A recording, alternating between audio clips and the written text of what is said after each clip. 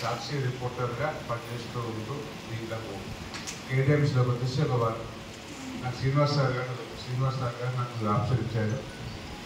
Same అదే రోజు ఒక రోజు ఇంకా ముందు అది సార్ ఇప్పటిదాకా శ్రీనివాస్ సార్ ఒక 3 నెలల్లో ₹1 కోటి సంపాదించవచ్చు అని చెప్పాడు. అది 3 నెలలు కావచ్చు, 6 నెలలు కావచ్చు, 1 ఇయర్ కావచ్చు. సార్ ఇక్కడ ఉన్న వాళ్ళంతా స్టార్టింగ్ ఇప్పుడే అంత 18 ఇయర్స్ వచ్చి బాధ్యత లేని వారు ఎవరు లేదు. వాస్తవానికి ఉద్యోగం చేస్తూ వ్యాపారం చేస్తూ ఎవరు ఖాళీగా ఉన్న వాళ్ళకి ఎవరు లేదు. ఇక్కడికి వచ్చిందంటే ఏదో ఒక జరుగుతుందనే వచ్చింది ఇక్కడికి, లేకుంటే అంత ఆకతాయి వాళ్ళకి ఎవరు రారు. ఆ మేడం ఉంది, సునీత మేడం ఉంది, ఆ మేడం ఉంది, ఆ మేడం ఉంది, వాళ్ళు ఇక్కడికి ఉట్టిగా రారు. ఏంటి వాళ్ళకు బాధ్యత, పిల్లలు, సంసారము అంతా చాలా అనుభవించుంటారు. సార్ ఒకటి నేను పెద్దగా మీకంటే పెద్దవాళ్ళేం కాదు, నేను రిపోర్టర్గా ఒక 18 సంవత్సరాలు బయట తిరిగినా అందరూ చూసిన ఎవరెవరు ఇబ్బందులు. ఒక ఎంప్లాయీ, ఒక బ్యాంక్ మేనేజరు, ఒక హై స్కూల్ హెడ్ మాస్టరు అందరూ చూసిన. వాళ్ళ శాలరీ అంతా సేవింగ్ కాదు, వచ్చిన శాలరీ నెల వరకు కంపల్సరీ దాని తగ్గట్టే ఖర్చులు ఉంటాయి. కానీ ఫైనాన్షియల్గా ఎప్పుడూ ఫ్రీడమ్ లేదు వాళ్ళకి. సార్ ఒకటి సార్ డబ్బులు అవే వస్తాయి సార్, మనం ఫస్ట్ మారాలి. డబ్బులు ఇప్పుడు దాకా విన్నర్ సార్ చెప్పింది విని విని విని ఇంటికి పోయినాక దాన్ని ఉత్త లేకుండా ఉంటే డబ్బులు వస్తాయి సార్? రావు కదా. అంటే మన చర్య కూడా ఉండాలి కదా. అంటే ఇక్కడ నేను చెప్తున్నంటే ఒక బాబు, ఒక అబ్బాయి, ఒక అమ్మాయి, ఇద్దరు పిల్లలు ఉన్నారు. ఈ ఇన్కమ్తోని, ఈ శాలరీతోని ఆ అమ్మాయిని 18 సంవత్సరాలు 20 సంవత్సరాలు చదివిపించి, బట్టలు పట్టించి, చెప్పులు వచ్చి లాస్ట్కు ఆ పెళ్లి ఏజ్ రాగానే ఏదో 4 తులాల బంగారం, 2 లక్షల రూపాయలు ఇచ్చి తెలివని వాళ్ళకి చేస్తాం. వాళ్ళు మంచిగా పడతారా లేకుంటే ఎట్లా అని మనకు అది అర్థం కాదు. ఈ ఉన్న ఒక బాబుని ఏం చేస్తాము, సరే మనం కష్టపడుతూ వాడికి కూడా అదే కష్టం ఉంటుంది. అంటే మన లైఫ్ అంతా ఎప్పుడు మనలాగానే మన పిల్లలు కూడా అట్లే ఉంటారు. అంటే ఇక్కడ అందరిని ఉద్దేశం అంటే అందరూ బాగానే ఉన్నారు. కూకట్పల్లి ఏరియాకు అంత ఎడ్యుకేటెడ్, హై క్వాలిఫై పర్సన్స్ ఇక్కడ నేను గమనిస్తాను. కానీ నేను అందరూ చెప్తున్నా, అంటే ఎంత ఉద్యోగం చేసినప్పటికీ ఫ్యామిలీస్ అంతంత మాత్రమే ఉన్నాయి. ఇక్కడ పెద్ద మన అమ్మాయి లెక్క మనకు 1000 కోట్లు బ్యాంక్ అమౌంట్ లేదు. కానీ ఇక్కడ ఏంటిదంటే ఈ చిన్న ప్లాన్ విని దీన్ని ఆచరణలో పెడితే సంవత్సరంలో ₹1 కోటి గ్యారెంటీ అండి. అంటే మనం మారితేనే మనం మారాలండి. ఫస్ట్ మనం మారాలి.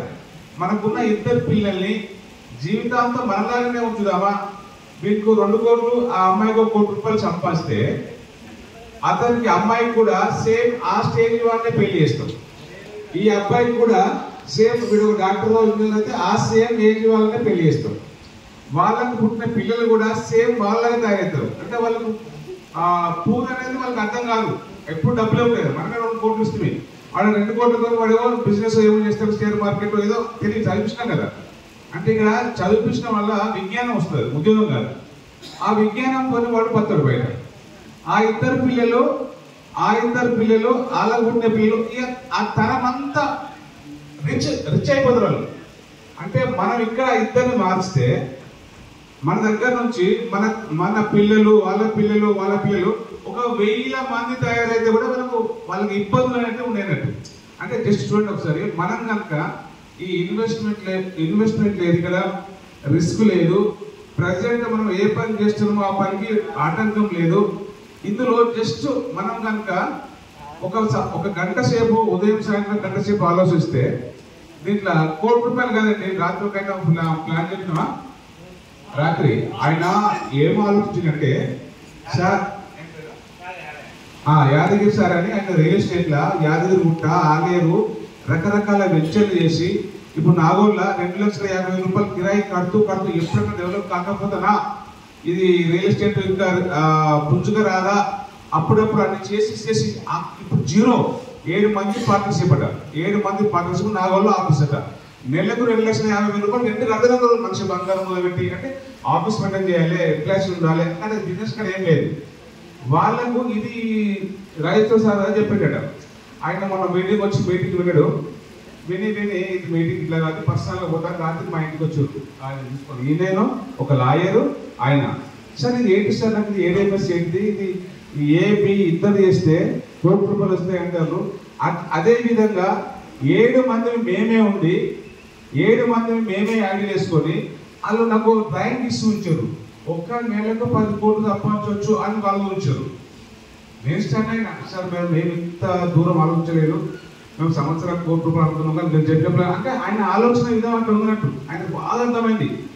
7 మంది అక్కడ వాళ్ళ ఇద్దరు అట్లా అది రియల్. అది అంటే ఆయన ఆలోచన ప్లాన్ విన్నాడు, దాని గురించి బాగా తెలుసుకొని మళ్ళీ రాత్రి మా ఇంటికి వచ్చి నేను మంత్రి సారు అందరం కూడా ఒక గంటన్నర కూర్చొని మాట్లాడి ఆయన డౌట్స్ మొత్తం, ఎట్లా కంపెనీ ఎక్కడ ఉంది, ఐడి ఎట్లా వేయాలి, ఇక్కడ 100 మంది అయ్యారు, ఇక్కడ 30 మంది అయ్యారు, మరి ఇక్కడ 70 మంది ఎక్కడ పోతారు, ఆ డబ్బులు ఎప్పుడు వస్తుంది, అదే చాలా అడిగినాడు. అంటే ఆయన ఉద్దేశం ఏంటంటే రియల్ ఎస్టేట్లో ఇన్ని రోజులు ఎంత కష్టపడ్డా అక్కడ ఏం సంపాదించలేదు, ఇక్కడ 10 కోట్లు సంపాదిస్తా ఒక సంవత్సరంలో మా 7 మంది ఇట్లే ఉంటాం అదే కంపెనీ. అంటే ఆలోచన విధానం ఫస్ట్ మనం మారాలి. మనం మారితేనే పని చెప్తారు. అంటే ఎందుకు చెప్తున్నా అంటే ఇక్కడ వచ్చిన ప్రతి ఒక్కరు ఇక్కడ ఏంటంటే ₹15,000 పే చేసేది ఎవరికో కాదు, మన బండి కొరకే, బుకింగ్ కొరకు. ఆ బండి కూడా ఇక్కడే ఇష్టమైనట్టు కొనేసేది. మనం చెప్తే ఇద్దరు వ్యక్తులు లేరా, ఇద్దరు కాదు చాలా ఉన్నారు. ఆ పొద్దున్న సాయంత్రం అంటే మనం కాదు, ఆ హోటల్లో పూట కూర్చొని సాయంత్రం ఉదయం టైం అంతా వేస్ట్ చేస్తారు.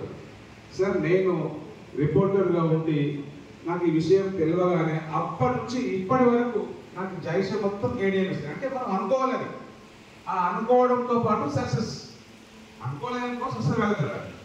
నేను ఇప్పటి వరకు దాదాపుగా ఫస్ట్ చెప్పింది అబ్దుల్లా. నేను రిపోర్టర్ కాబట్టి అక్కడ పాన్ షాప్ రోజు అని పాన్ షాప్ ఉంది, అబ్దుల్లాకి పని చేసుకోమని చెప్పిన. ఒక 3 నెలలు కష్టపడాను.